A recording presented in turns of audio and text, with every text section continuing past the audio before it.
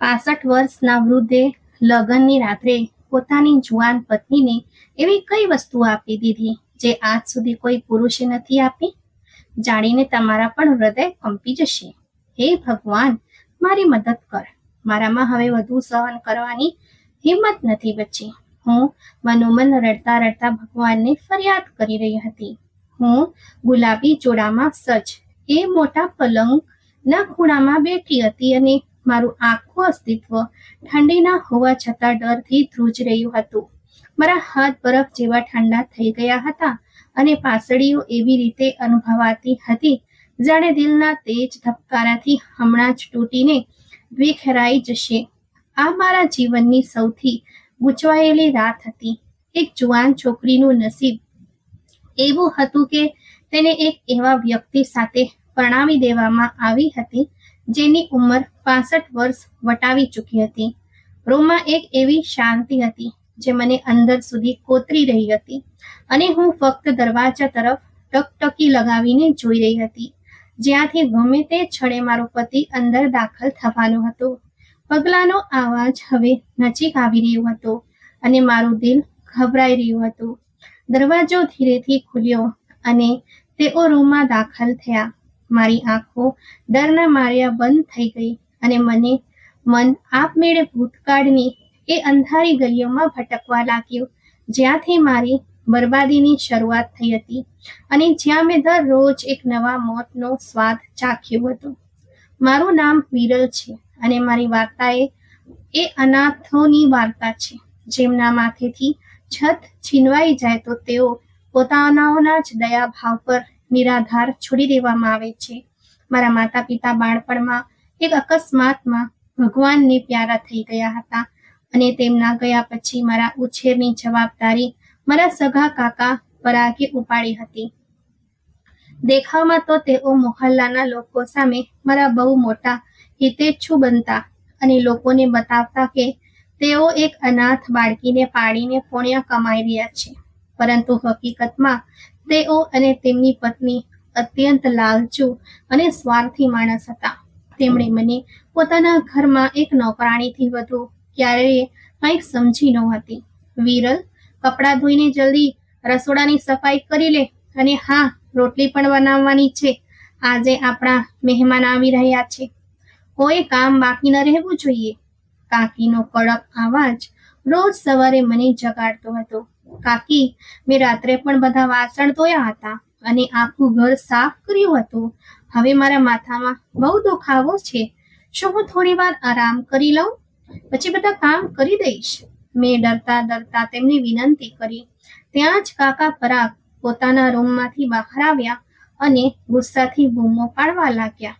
ઊભી થઈ જા નવાબઝાદી, મારા ઘરમાં મફતની રોટલીઓ નહીં તોડી શકે તું. કાકા પરાગના અવાજમાં ઝેર વળેલું હતું. મેં તને એટલે નથી પાડી કે તું અહીં પલંગ પર પડી રહે. જલ્દી ઉઠ અને કામ કર, નહીતર આજે તેને ખાવાનું નહીં મળે. તેમના કઠોર શબ્દો મારા દિલ પર તીરની જેમ વાગતા અને હું શાંતિથી મારા આંસુ પીને કામમાં લાગી જતી.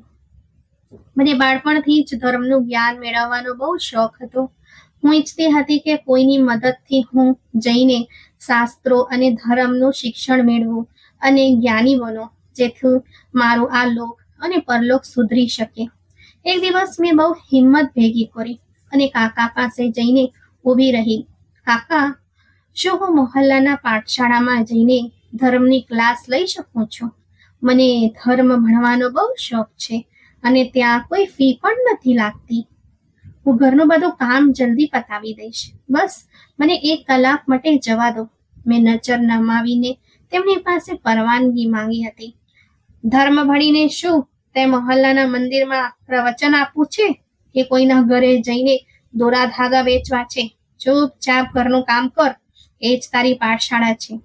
કાકા પરાગે મને સખ્તાઈથી ના પાડી દીધી. મને મોહલ્લાની સ્ત્રીઓની વાતો પસંદ નથી કે મારી ભત્રીજી એકલી ઘરની બહાર નીકળે છે.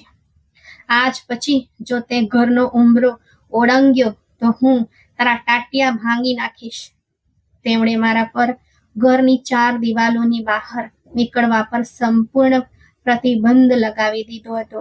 હું આખો દિવસ જાનવરોની જેમ કામ કરતી અને રાત્રે ભગવાન પાસે રડી રડીને પ્રાર્થના કરતી કે મને આ નર્કમાંથી મુક્તિ અપાવે. દિવસો એમ જ વીતતા રહ્યા અને એક દિવસ મારા જીવનનો સૌથી ભયાનક વળાંક આવ્યો. હું કિચનમાં બપોરનું જમવાનું બનાવી રહી હતી ત્યારે મને કાકા પરાગના રૂમમાંથી તેમના ઊંચા અવાજે બોલવાનો અવાજ આવ્યો. તેઓ ફોન પર કોઈની સાથે વાત કરી રહ્યા હતા અને તેમના અવાજમાં એક અજીબ લાલચ છુપાયેલી હતી. હા હા, મેં કહી દીધું ને, છોકરી એકદમ જુવાન છે અને સુંદર પણ. તું બસ 30 લાખનો બંદોબસ્ત કર, બાકી બધું મારા પર છોડી દે. કાકા પરાગનો અવાજ સાંભળીને મારા હાથમાંથી ચમચી પડતા પડતા બચી. હું દબાતા પગલે તેમના રૂમના દરવાજા સુધી ગઈ અને શ્વાસ રોકીને તેમની વાતો સાંભળવા લાગી. જો શેઠ, મારી વાત કાન ખોલીને સાંભળી લે. 30 લાખથી 1 રૂપિયો ઓછો નહીં લઉં. મેં તેને 18 વર્ષ પાડી છે, તેના પર પોતાનું લોહી પરસેવો એક કર્યો છે. હવે તેની કિંમત વસૂલ કરવાનો સમય આવ્યો છે, તો હું ખોટનો સોદો કેમ કરું? કાકા ફોન પર હસી રહ્યા હતા. કાલે જ હું તેના લગ્ન તારી સાથે કરાવી દઈશ. તો બસ કાલે સાંજ સુધીમાં રકમ લઈને મારા ઘરે આવી જજે. અને તેને તારી સાથે કોઈ સહાનુભૂતિ નથી. બસ મારા માથાનો બોજ ઉતરી જશે.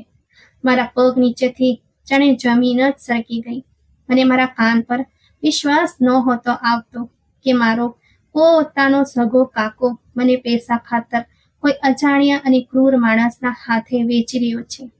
મારાથી રહેવાયું નહીં અને મેં રડતા રડતા દરવાજો ખોલી નાખ્યો. કાકા, તમે આ શું કહી રહ્યા છો? હું ચીસ પાડી ઉઠી. તમે મને વેચી રહ્યા છો? હું તમારા સગા ભાઈની દીકરી છું, તમારું પોતાનું લોહી છું. તમે મારી સાથે આવું જુલમ કેવી રીતે કરી શકો? મારા આંસુ રોકાવાનું નામ જ નહોતા લેતા. કાકા પરાગે ફોન બંધ કર્યો અને મારી તરફ ગુસ્સાથી ફર્યા. ભાઈ ગયો શમશાનમાં. મેં 18 વર્ષ તારો ખર્ચો પાડ્યો છે. હવે વસૂલાતનો સમય છે. તું મારી દીકરી નથી કે હું તારા નાઝ નખરા ઉઠાવું. તેમણે મારી વાત કાપતા નિર્દયતાથી જવાબ આપ્યો. તું મારા માથે બોજ છે અને મને આ બોજની સારી કિંમત મળી રહી છે. ચૂપચાપ તારા રૂમમાં જઈને બેસી જા. જો તે મોહલ્લામાં કોઈ તમાશો કરવાની કોશિશ કરી તો હું તને બરાબર કરી દઈશ. હું ભાગીને મારા રૂમમાં ગઈ અને દરવાજો બંધ કરીને જમીન પર પડી ગઈ. હું ધ્રુસકે ને ધ્રુસકે રડી રહી હતી અને પોતાનું માથું દિવાલો સાથે પછાડી રહી હતી.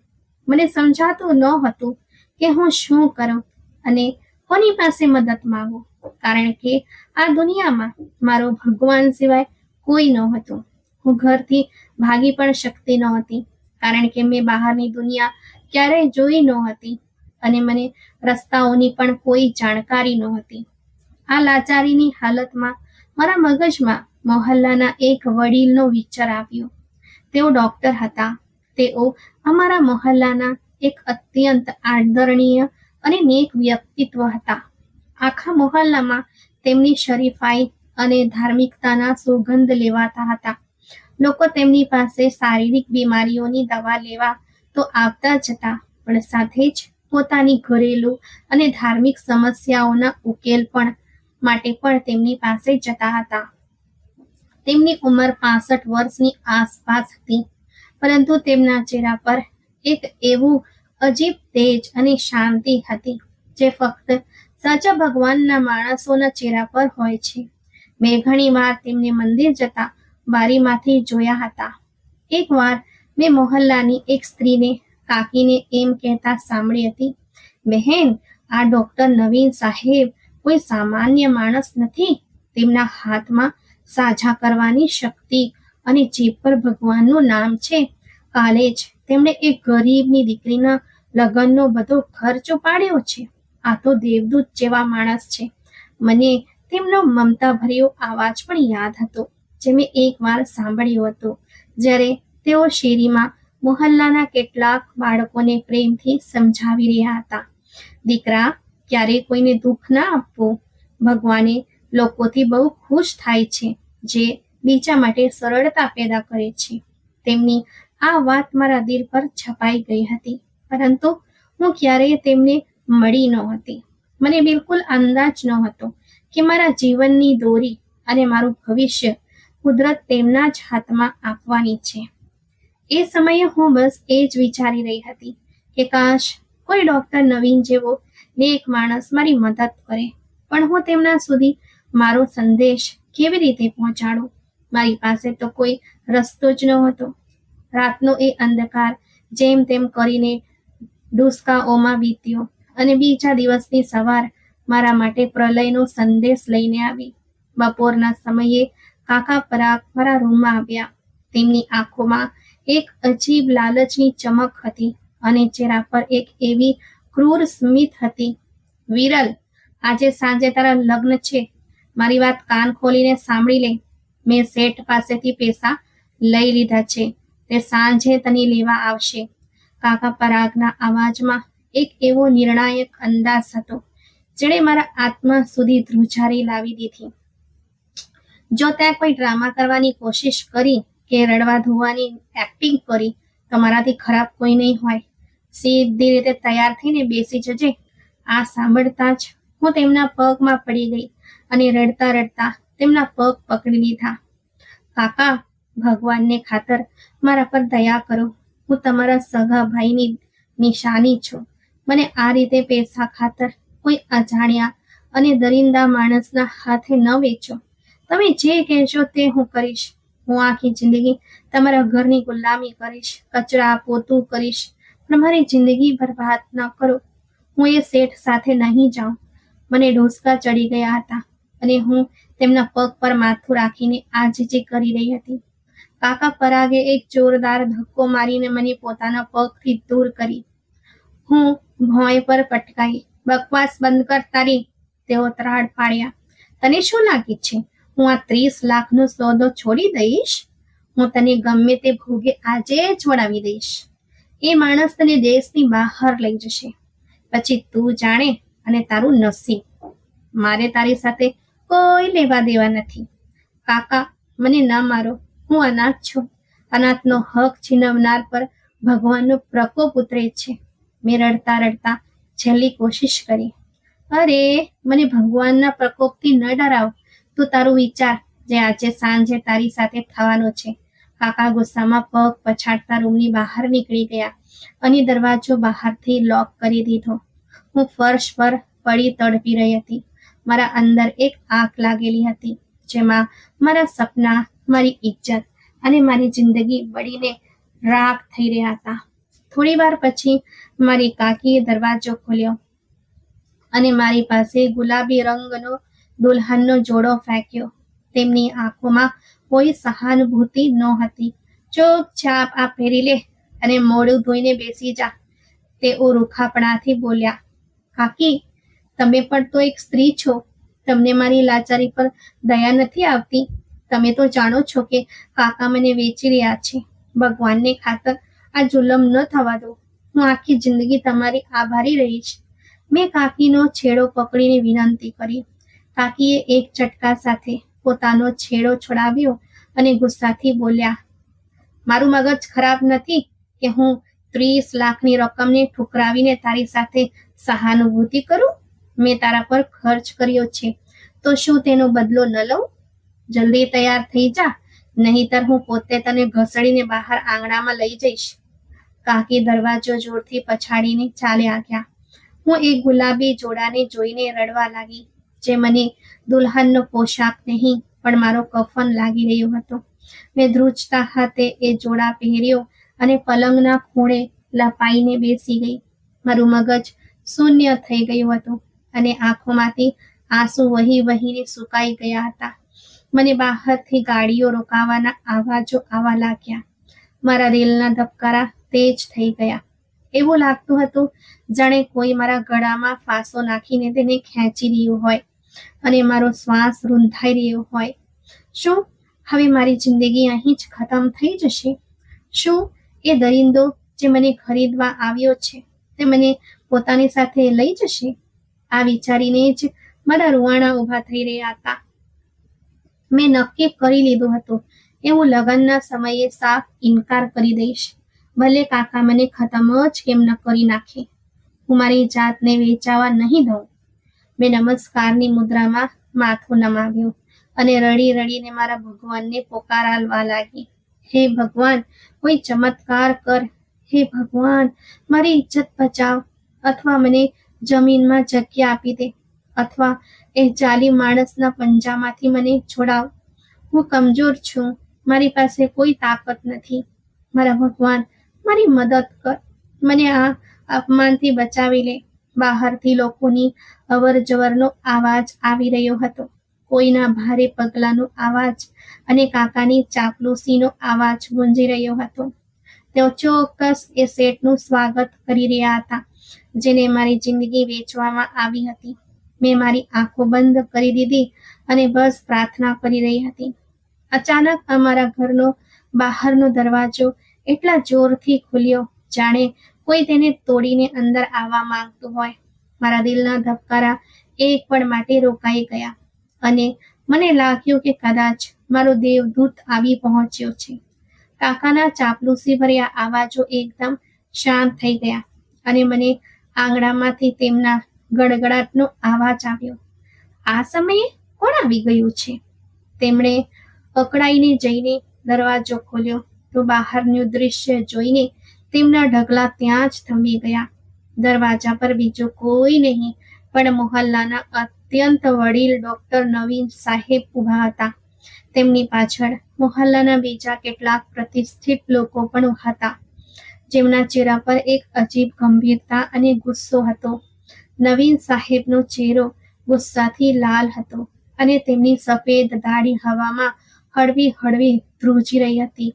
કાકા પોતાની ગભરામણ છુપાવતા આગળ વધ્યા અને બનાવટી સ્મિત સાથે બોલ્યા, નવીન સાહેબ, તમે આ સમયે અહીં કઈ રીતે પધાર્યા? બધું ઠીક તો છે ને? નવીન સાહેબની આંખોમાં એવું તેજ હતું કે આખું આંગણું તેમના ભારે અને રૂઆબદાર અવાજથી ગુંજી ઉઠ્યું. તેમણે રોકડું સંભળાવતા કહ્યું, પરાગ, ઠીક નથી. તું જે ઘૃણાસ્પદ રમત આ ઘરની 4 દિવાલોમાં રમી રહ્યો છે તેની મને પૂરી ખબર મળી ગઈ છે. કાકાએ ગભરાઈને આમ તેમ જોયું અને પોતાના કપાળનો પરસેવો લૂછતા બોલ્યા, નવીન સાહેબ, તમે આ શું કહી રહ્યા છો? મને કંઈ સમજાતું નથી.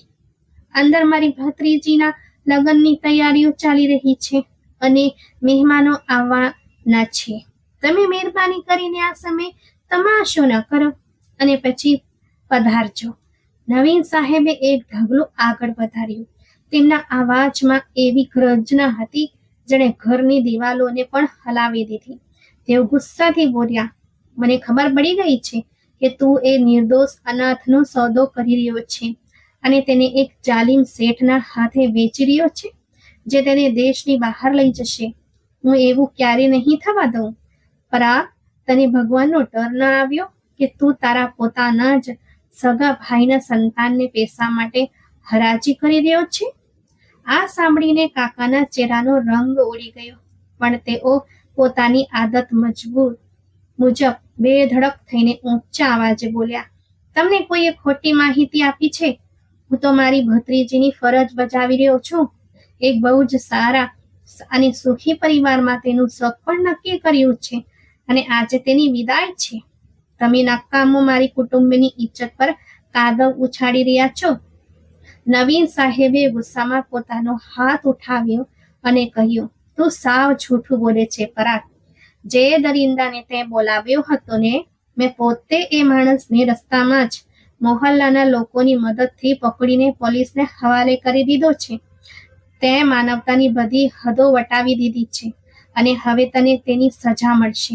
આ સાંભળતા જ કાકાનો ગુસ્સો તેમના ડર પર હાવી થઈ ગયો અને તેઓ પોતાની અસલિયત પર આવી ગયા.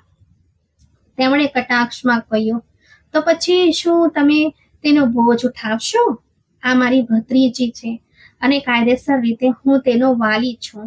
તમે તેને મારી પાસેથી છીનવી ન શકો. આ મારો કૌટુંબિક મામલો છે અને તમને કે આ મોહલ્લાના કોઈ પણ વ્યક્તિને આમાં દખલગીરી કરવાનો કોઈ હક નથી. હું તેનો વાલી છું અને હું જે ઈચ્છું તે તેની સાથે કરી શકું. નવીન સાહેબે અત્યંત સખત લેખામાં ચેતવણી આપતા કહ્યું, પરાગ, આજે તો હું ફક્ત એ દરિંદાને પોલીસના હવાલે કરીને આવ્યો છું, પણ મારી વાત કાન ખોલીને સાંભળી લે. જો તેં ભવિષ્યમાં એ અનાથ બાળકી તરફ નજર બગાડી અથવા તેને ફરી વેચવાની કોશિશ કરી તો હું તને પણ એ જ જેલમાં સડાવી દઈશ. જો હવે એ બાળકી સાથે કોઈ જબરદસ્તી થઈ તો હું તારી એવી હાલત કરીશ કે તું યાદ રાખીશ. આમ કહીને નવીન સાહેબ મોહલ્લાના લોકો સાથે ત્યાંથી પાછા ચાલ્યા ગયા. તેમના ગયા પછી આંગણામાં સન્નાટો છવાઈ ગયો. કાકાએ ગુસ્સા અને લાચારીથી દિવાલ પર મુક્કો માર્યો અને ગાડું દેતા પોતાના રૂમમાં ચાલ્યા ગયા. અંદર બેઠી હું આ બધું સાંભળી રહી હતી અને મને વિશ્વાસ નહોતો આવતો કે એક માણસ જેની સાથે મારો લોહીનો કોઈ સંબંધ નહોતો તે મારા માટે દેવદૂત બનીને આવ્યો હતો. મારી આંખોમાંથી વહેતા આંસુ હવે ડરના નહીં પણ એક અજીબ શાંતિ અને આભારના હતા. મેં જલ્દીથી એ દુલ્હનનો જોડો ઉતાર્યો અને સાદા કપડાં પહેરીને બિસ્તર પર સૂઈ ગઈ. એ રાતે મને ઊંઘ નહોતી આવતી. મારા મનમાં વારંવાર નવીન સાહેબનો એ રૂઆબદાર ચહેરો, તેમનો ગરજતો અવાજ અને તેમની એ હિંમત ઘૂમી રહી હતી જેનાથી તેમણે મારા જાલિમ કાકાને પડકાર્યા હતા. હું એક જુવાન છોકરી હતી અને મને પોતાની વિચારધારા પર નવાઈ લાગતી હતી કે હું એક 65 વર્ષના વડીલ વિશે આટલું કેમ વિચારી રહી હતી. મારા દિલમાં તેમના માટે એક અજીબ આકર્ષણ પેદા થઈ ગયું હતું. હું વિચારી રહી હતી કે આખી જિંદગી મેં પુરુષોના ફક્ત ભયાનક અને લાલચુ ચહેરા જોયા છે, પણ નવીન સાહેબ એક એવા પુરુષ હતા જેમણે કોઈ સ્વાર્થ વગર એક નિરાધાર છોકરીની ઇજ્જત બચાવી હતી અને મારા પર કોઈ ઉપકાર પણ બતાવ્યો નહોતો. મને ખબર હતી કે સમાજની નજરમાં આ વિચારવું બહુ અજીબ હતું કે એક જુવાન છોકરી આટલી મોટી ઉંમરના વ્યક્તિના પ્રેમમાં પડી જાય, પરંતુ મારું દિલ મારા વશમાં નહોતું. મને તેમનું એ રૂપ એક સાચા રક્ષક જેવું લાગ્યું હતું જેમના શરણમાં જવા માટે મારો આત્મા તલસી રહ્યો હતો. પછીના થોડા દિવસો ઘરમાં એક અજીબ મૌન રહ્યું. કાકા મારી સાથે નજર મિલાવવાનું ટાળતા હતા અને કાકી પણ હવે મારા પર રોફ નહોતી છાંટતી કારણ કે તેમને નવીન સાહેબની પોલીસવાળી ધમકીનો ડર હતો. હું આખો દિવસ ઘર કામ કરતી પણ મારું ધ્યાન સતત નવીન સાહેબ તરફ જ રહેતું. એક દિવસ કાકીના ઘૂંટણનો દુખાવો વધી ગયો તો મેં તક ઝડપી લીધી અને તરત જ તેમને કહ્યું, હું નવીન સાહેબના દવાખાનેથી તમારા માટે દવા લઈ આવું છું. કાકીએ તરત જ પરવાનગી આપી દીધી અને હું હૃદયમાં ધબકારાનું તોફાન લઈને ઘરની બહાર નીકળી પડી. દવાખાને પહોંચી ત્યારે નવીન સાહેબ કોઈ દર્દીની તપાસી રહ્યા હતા. તેમના ચહેરા પર એ જ સ્થિરતા અને તેજ હતું. મારા તો જાણે શ્વાસ જ થંભી ગયા. જ્યારે દર્દી ચાલ્યો ગયો ત્યારે હું ડરતા ડરતા તેમના ટેબલ સામે જઈને ઊભી રહી. તેમણે નજર ઊંચી કરી મને જોઈને બહુ જ પ્રેમાળ લેખામાં બોલ્યા, દીકરી વિરલ, તું અહીં કેવી રીતે? તારા કાકા તને કંઈ કહેતા તો નથી ને? મને સાચે સાચું કહેજે. મેં નજર નમાવીને કહ્યું, ના નવીન સાહેબ, ઘરમાં બધું ઠીક છે. હું કાકી માટે દવા લેવા આવી હતી અને સાથે જ તમારો આભાર પણ માનવા માંગતી હતી. તમે મારો જીવ બચાવી લીધો. તમે મારા માટે કોઈ દેવદૂતથી ઓછા નથી. નવીન સાહેબ હળવું હસ્યા અને બોલ્યા, દીકરી, એમાં આભાર માનવાની શું વાત છે? તું મારી દીકરીઓ જેવી છે. જો ક્યારે કોઈ મુસીબત હોય તો મને નિઃસંકોચ જણાવી દેજે. તેમણે દવા મારા હાથમાં આપી ત્યારે તેમની આંગળીઓનો હળવો સ્પર્શ મારા હાથને થયો અને મારા આખા અસ્તિત્વમાં એક લખલખું પસાર થઈ ગયું. હું જલ્દીથી પૈસા ટેબલ પર મૂકીને ત્યાંથી ભાગી છૂટી. આખા રસ્તે મારું દિલ એટલું જોરથી ધબકતું હતું કે મને પોતાની જાત પર શરમ આવતી હતી કે તેઓ મને દીકરી કહી રહ્યા છે અને હું તેમના માટે મારા દિલમાં પ્રેમનો દીવો પ્રગટાવી રહી છું. એ દિવસ પછી મેં કેટલીય વાર જાણી જોઈને એવા બહાના જેથી મને દવાખાને જવાની તક મળે. ક્યારેક હું તાવનું બહાનું કરીને તેમની પાસે જતી તો ક્યારેક કાકીના માથાના દુખાવાનું. નવીન સાહેબ દર વખતે મારી સાથે એ જ મમતા અને નમ્રતાથી વર્તતા. તેઓ મને હંમેશા આશીર્વાદ આપીને વિદાય કરતા. તેમની તરફથી એવો કોઈ સંકેત નહોતો જે તેમની વડીલતાની વિરુદ્ધ હોય, પરંતુ મારું દિલ દિવસે ને દિવસે તેમના પ્રેમમાં ડૂબતું જતું હતું. હું રાત્રે જાગીને ભગવાન પાસે પ્રાર્થના કરતી કે ગમે તેમ કરીને મારું જીવન તેમની સાથે જોડાઈ જાય. મને તેમની ઉંમરથી કોઈ ફરક નહોતો પડતો. મને બસ તેમનો એ સુરક્ષિત સાથ જોઈતો હતો, જેમાં હું મારી જાતને દુનિયાની સૌથી નસીબદાર છોકરી સમજી શકું. આ એક અજીબ એક તરફી પ્રેમ હતો, જેણે મારી રંગહીન જિંદગીમાં રંગ ભરી દીધા હતા. પરંતુ મારી આ નાનકડી ખુશી વધુ દિવસો સુધી ટકી ન શકી. કાકાની ફિતરતમાં જે લાલચ ભરેલી હતી તે ફરીથી માથું ઊંચકવા લાગી. થોડા અઠવાડિયા પછી મેં જોયું કે કાકા પાસે મોહલ્લાનો એક બદનામ વ્યાજખોર અંકિત આવવા લાગ્યો હતો. તેને જોઈને જ મને સૂગ ચડતી હતી. એક દિવસ હું રસોડામાં હતી ત્યારે મેં ફરીથી કાકાની વાતો સાંભળી લીધી. તેઓ કાકીને કહી રહ્યા હતા, તે ડોસા ડોક્ટરે મારું 30 લાખનું નુકસાન કરાવ્યું હતું, પણ હવે મેં વ્યાજખોર અંકિત સાથે સોદો નક્કી કરી લીધો છે. તે મને મોં માંગી રકમ આપી રહ્યો છે અને હું કાલે રાત્રે બસ ચૂપચાપ વિરનના લગ્ન તેની સાથે કરીને તેને અહીંથી વિદાય કરી દઈશ. તે ફરીથી નવીન સાહેબ પાસે જઈને કોઈ તમાશો ઊભો કરે તે પહેલા હું આ છોકરીને કાઢીને મારા પૈસા ઊભા કરી લઈશ. આ સાંભળીને મારા પગ નીચેથી જમીન સરકી ગઈ, પરંતુ મેં પોતાની જાત પર કાબુ રાખ્યો, કારણ કે હવે હું જાણતી હતી કે મારે કોની પાસે મદદ માંગવાની છે. બીજા દિવસે સાંજના સમયે જ્યારે કાકી સૂતી હતી ત્યારે મેં શેરીમાંથી એક નાના બાળકને બોલાવ્યું અને તેને એક ચિઠ્ઠી લખીને આપી કે નવીન સાહેબ, મારા કાકા આજે રાત્રે મારા લગ્ન છુપી રીતે મોહલ્લાના વ્યાજખોર અંકિત સાથે કરી રહ્યા છે. ભગવાનને ખાતર મારી મદદ કરો. મેં બાળકને ભારપૂર્વક કહ્યું કે તે સીધો દવાખાને જ જાય. રાતનો અંધકાર છવાઈ ચૂક્યો હતો અને કાકાએ ઘરના દરવાજા અંદરથી બંધ કરીને વકીલ સાહેબ અને અંકિતને બોલાવી રાખ્યા હતા. હું રૂમમાં બેઠી મારો જીવ નીકળવાની રાહ જોઈ રહી હતી કે અચાનક મોહલ્લામાં શોરબકોર મચી ગયો અને અમારા ઘરનો દરવાજો જોરથી ખખડ્યો. કાકાએ ગભરાઈને દરવાજો ખોલ્યો તો સામે ફરી એકવાર નવીન સાહેબ ઊભા હતા અને તેમની સાથે 2 વર્દીધારી પોલીસવાળા પણ હતા. નવીન સાહેબ સીધા અંદર આવ્યા અને અંકિતના મોઢા પર એક જોરદાર લાફો ઝીંકી દીધો અને પોલીસવાળાઓએ કહ્યું, આને ધરપકડ કરી લો. આ મોહલ્લામાં વ્યાજખોરીનો ગુનેગાર છે અને હવે આ નિર્દોષની જિંદગી બરબાદ કરવા આવ્યો છે. પોલીસવાળાઓએ તરત જ અંકિતને હથકડી પહેરાવી દીધી. વકીલ સાહેબ પણ ડરીને સરકી ગયા.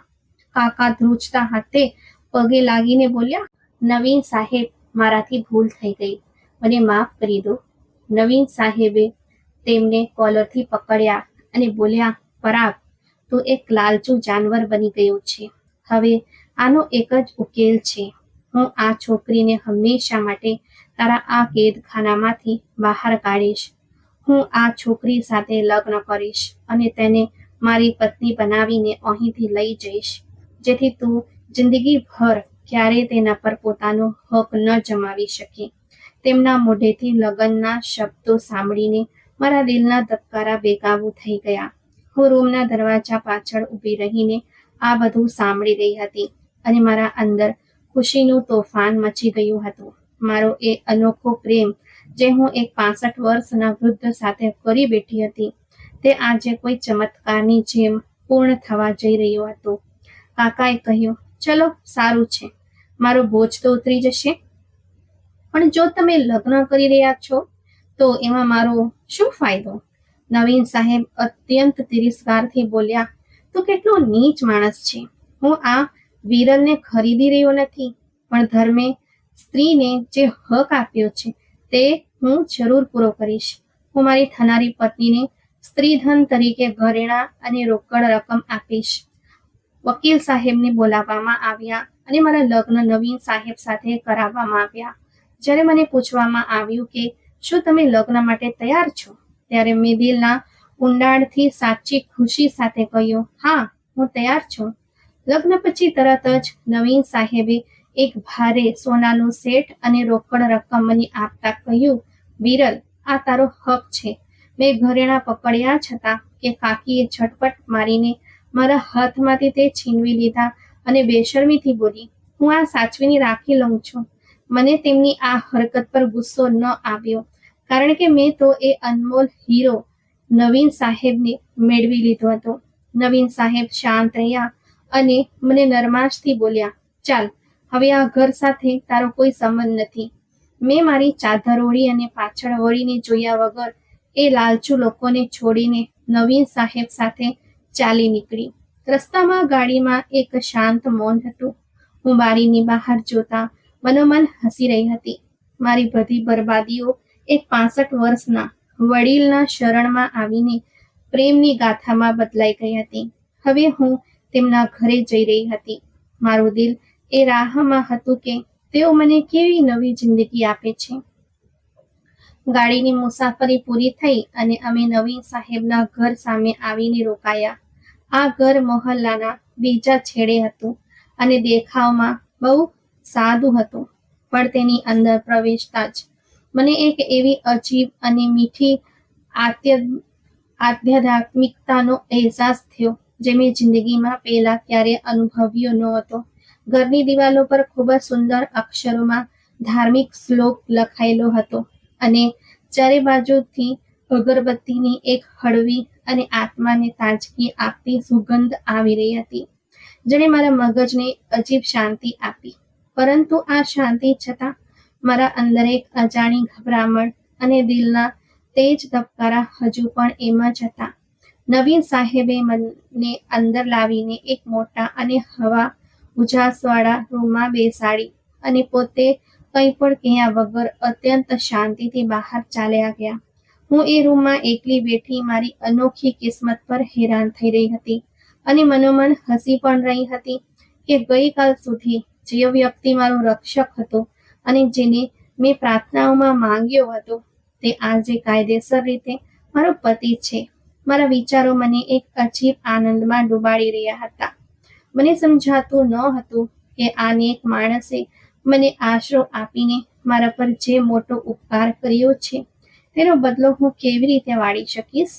શું હવે મારે આખી જિંદગી તેમની સેવા કરવી પડશે? આ વિચાર મારા માટે કષ્ટદાયક ન હતો, પણ મારા આત્મા માટે એક બહુ મોટું ઇનામ હતું. હું તેમની દરેક વાત માનવા માટે માનસિક રીતે તૈયાર થઈ ચૂકી હતી. હવે હું પાછી એ જ ક્ષણ પર આવી ગઈ છું જ્યાંથી મેં મારી આ વાર્તાની શરૂઆત કરી હતી. રૂમમાં સંપૂર્ણ શાંતિ હતી અને હું મારા દિલના અનિયમિત ધબકારાને કાબૂમાં કરવાની અસફળ કોશિશ કરી રહી હતી કે દરવાજો બહુ ધીમેથી ખુલ્યો અને નવીન સાહેબ અત્યંત પ્રતિષ્ઠિત અંદાજમાં રૂમમાં દાખલ થયા. મારા શ્વાસ જાણે ગળામાં અટકી ગયા.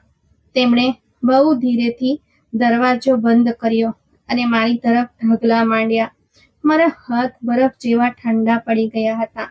હું બસ એ જ વિચારી રહી હતી કે હે ભગવાન, મારી મદદ કર, કારણ કે મેં આ સંબંધને દિલથી સ્વીકાર તો કરી લીધો હતો, પણ આ પરિસ્થિતિનો સામનો કરવાની મારામાં બિલકુલ હિંમત નહોતી. મારા ધબકારા એટલા તેજ હતા કે મને મારા કાનમાં તેનો ગુંજરાવ સંભળાતો હતો, પરંતુ જે હું વિચારી રહી હતી એવું કંઈ જ ન થયું. નવીન સાહેબ મારી નજીક આવ્યા, પણ મારાથી થોડે દૂર ખૂબ જ આદર સાથે રોકાઈ ગયા.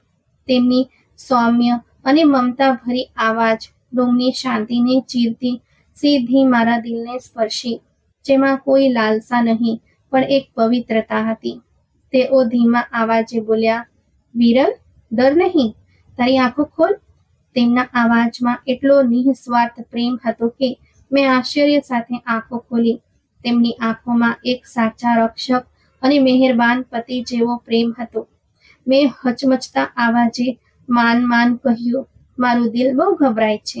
મને કંઈ સમજાતું નથી કે મારી જિંદગી કઈ તરફ જઈ રહી છે. તેઓ હળવું હસ્યા અને નજીકની ખુરશી પર બેસીને બોલ્યા, વિરલ, તું નકામી આટલી ડરી રહી છે. હું જાણું છું કે તારા સગા કાકાએ તને પૈસા માટે બેચવામાં કોઈ કસર નહોતી છોડી.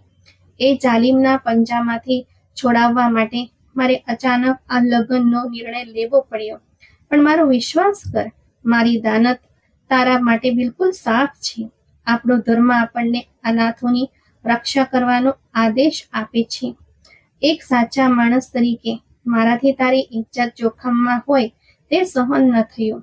તેમણે તેમના ખિસ્સામાંથી એક સુંદર લાલ મખમલી ડબ્બો કાઢ્યો અને કહ્યું, આ લે વિરલ, આ ખાસ ભેટ તારા માટે છે. તારા દિલના તમામ સવાલોના જવાબ આ નાના ડબ્બામાં છે. મેં ધ્રુજતા હાથે એ ડબ્બો ખોલ્યો. તેની અંદર એક અત્યંત સુંદર કપડામાં લપેટેલું પવિત્ર ભાગવત ગીતા હતું અને તેની નીચે કેટલાક કાગળો હતા.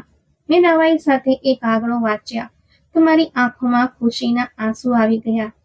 પહેલો કાગળ દેશની સૌથી મોટી ધાર્મિક યુનિવર્સિટીનું એડમિશન ફોર્મ હતું, જેમાં મારું નામ હતું અને આખા વર્ષની ફી નવીન સાહેબે ભરી દીધી હતી, જેથી હું ધર્મગુરુ બનવાનું મારું બાળપણનું સપનું પૂરું કરી શકું. બીજો કાગળ એક મકાન અને કેટલીક મિલકતના દસ્તાવેજો હતા, જે નવીન સાહેબે મારા નામે કરી દીધા હતા, જેથી ભવિષ્યમાં મારે કોઈની સામે હાથ ફેલાવવો ન પડે. મેં રડતા રડતા પૂછ્યું, આ બધું શું છે? તમે મને આટલું મોટું સ્થાન અને સંપત્તિ કેમ આપી દીધી? હું તો તમારી સેવા કરીને રહેવામાં પણ મારું નસીબ સમજત. નવીન સાહેબે વહાલથી કહ્યું, વિરલ, મેં તને બચાવવા માટે લગ્નનો સહારો લીધો હતો, પણ હવે આ લગ્ન એક સત્ય છે. મેં તને કોઈ ગુલામ બનાવીને નથી રાખી. તું મારી કાયદેસરની પત્ની છે અને હું તને એ તમામ ઇજ્જત અને હક આપીશ જે પત્નીનો હોય છે. કાલથી તું ભણવા જઈશ અને હું તારી પાછળ પડછાયો બનીને ઊભો રહીશ. તેમના પ્રત્યે મારા દિલમાં એટલી ઇજ્જત જાગી કે મેં તરત જ તેમના હાથ ચૂમી લીધા. મેં કહ્યું, તમે માણસ નહીં, ભગવાનનો મોકલેલો દેવદૂત છો. તમે મને નવી જિંદગી આપી છે. આ ભાવુક રાત પછી મારી જિંદગીમાં એક નવો વળાંક આવ્યો. નવીન સાહેબના પહેલા પત્ની જ્યોતિકાજી તે રાત્રે ઘરે હાજર નહોતી, કારણ કે તે તેના કોઈ બીમાર સંબંધીની ખબર કાઢવા માટે બીજા શહેરમાં ગઈ હતી. તેમને કોઈ સંતાન નહોતું અને તે પણ નવીન સાહેબની જેમ અત્યંત નેક, પ્રેમાળ અને ધાર્મિક સ્ત્રી હતી.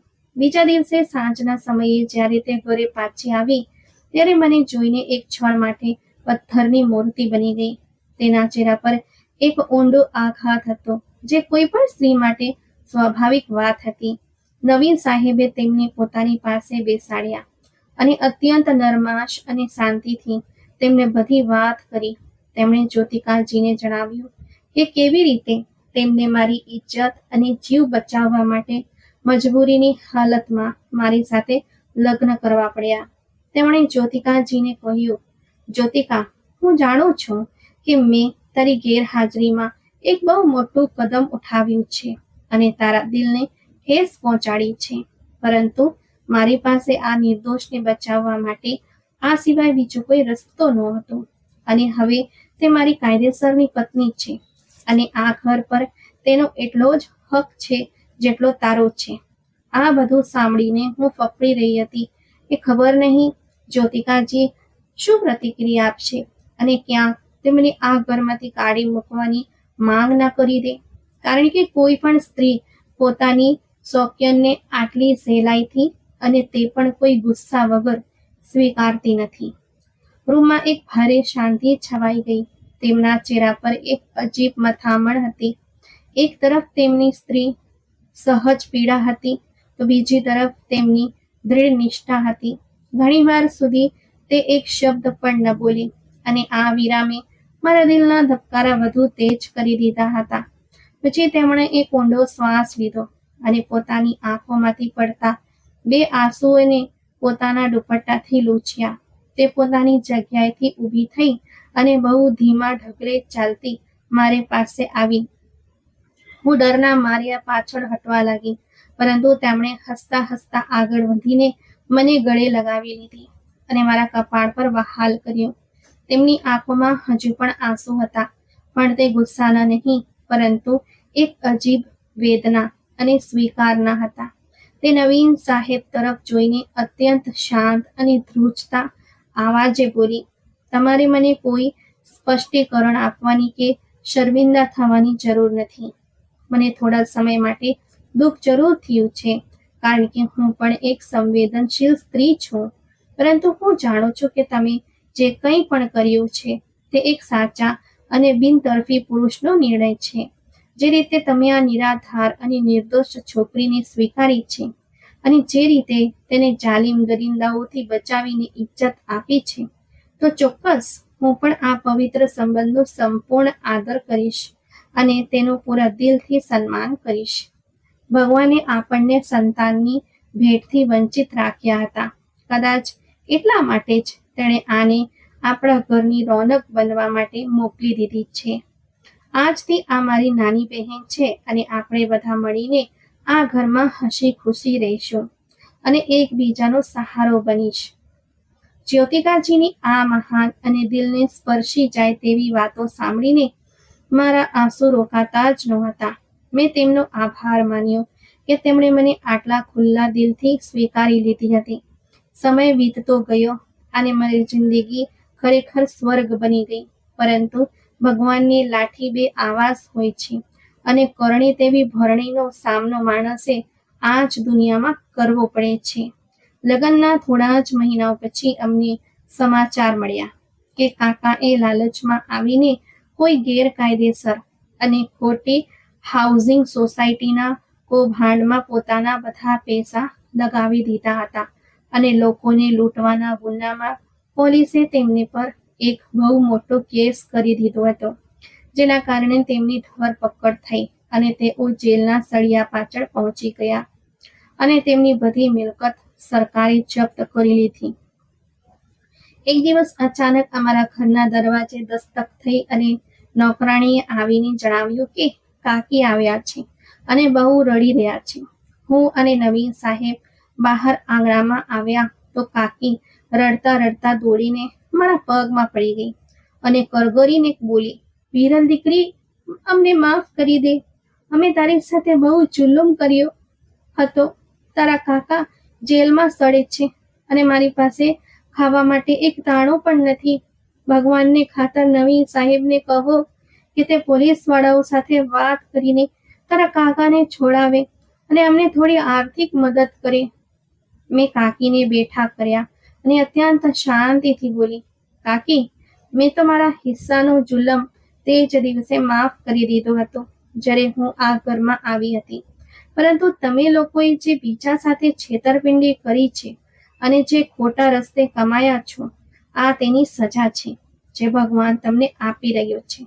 હું તમને માફ તો કરી શકું છું, પણ નવીન સાહેબ કોઈ પણ ગુનેગારની ભલામણ નહીં કરે.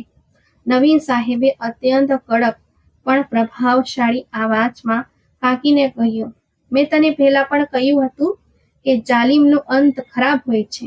મેં વિરલના કહેવા પર તને માફ તો કરી દીધી છે, પણ મારા ઘરના દરવાજા અને મારી સહાનુભૂતિ કોઈ ગુનેગાર કે ધોકેબાજ માટે ક્યારેય નહીં ખુલે.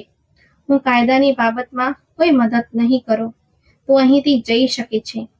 કાકી અત્યંત શરમ અને અપમાન સાથે રડતી રડતી ત્યાંથી ખાલી હાથે પાછી ફરી ગઈ.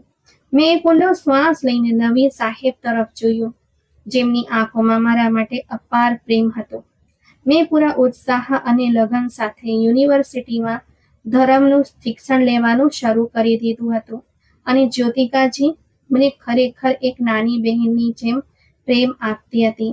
એક 65 વર્ષના વૃદ્ધે મને ફક્ત આશરો જ નહોતો આપ્યો, પરંતુ મને એક સાચા અને પવિત્ર પ્રેમથી પરિચિત કરાવી હતી, જેનો પાયો ફક્ત અને ફક્ત ઇજ્જત, સન્માન અને ઈશ્વરની મરજી પર રાખવામાં આવ્યો હતો. અને આ જ તે સાચો પ્રેમ હતો જેણે મારા અંધકારમાં ડૂબેલા જીવનને કાયમ માટે ઉજ્જવળ અને મંગલમય બનાવી દીધું હતું. મિત્રો, સાચો પ્રેમ એ જ છે જે સામેની વ્યક્તિને માન, સન્માન અને સુરક્ષા આપે. નવીન સાહેબે વિરલને પત્નીનો દરજ્જો આપીને તેણે ભણાવી ગણાવીને આત્મનિર્ભર બનાવી, જે એક આદર્શ પુરુષની ઓળખ છે. તો મિત્રો, શું નવીન સાહેબે વિરલ સાથે લગ્ન કરીને સાચું કર્યું? તમારો અભિપ્રાય કોમેન્ટ બોક્સમાં જરૂર જણાવશો. અને વાર્તા તમને કેવી લાગી? લાઈક કોમેન્ટ કરીને જરૂરથી જણાવજો. વિડીયોને શેર અને ચેનલને સબસ્ક્રાઇબ જરૂરથી કરજો. આભાર.